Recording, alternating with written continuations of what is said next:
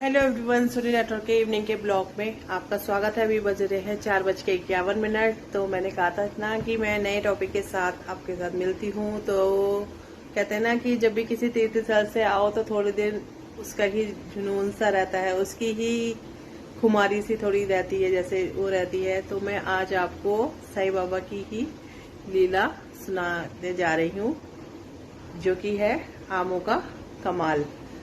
तो श्री गोना के में एक तहसीलदार होते हैं।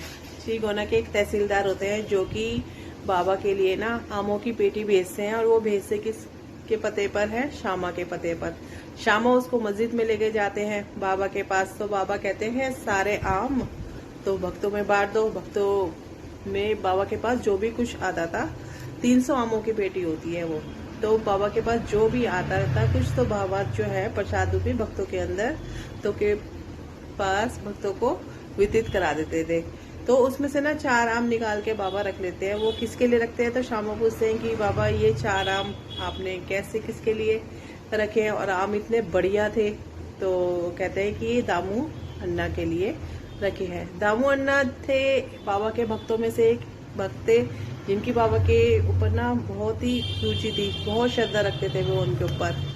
दामू अम्मा जो थे, दामू अन्ना के जीवन में सारे सुख थे, बस उनके जीवन में एक संतान का सुख नहीं होता, जिसके कारण वो बहुत दुखी रहा करते थे। तो बाबा ने कहा कि श्यामा को कि ये जो 4 आम है ये दामू अम्मा अन्ना के लिए रखे हुए हैं। तो जब वो दामू अन्ना आते हैं तो बाबा उनको वो 4 आम देते हैं। तो वो कहते हैं कि ये अपनी छोटी स्त्री को, मतलब अपनी छोटी बीबी को देना।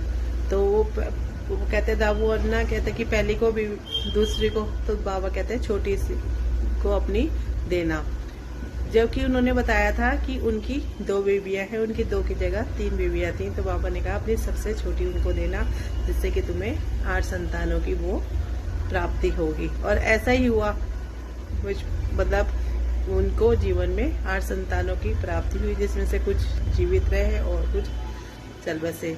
तो बाबा की अपने भक्तों के प्रति बहुत ही कृपा रहती है। जो बाबा के ऊपर विश्वास करते हैं, जो बाबा के ऊपर टूट विश्वास करते हैं, बाबा भी उनका उसी तरह से ध्यान रखते हैं। तो उसी के साथ मेरा आज का ये ब्लॉग खत्म होता है। कल दोबारा मिलूंगी इसी टाइम बाबा की एक अलग कथा के साथ। Have a nice day. Tata bye.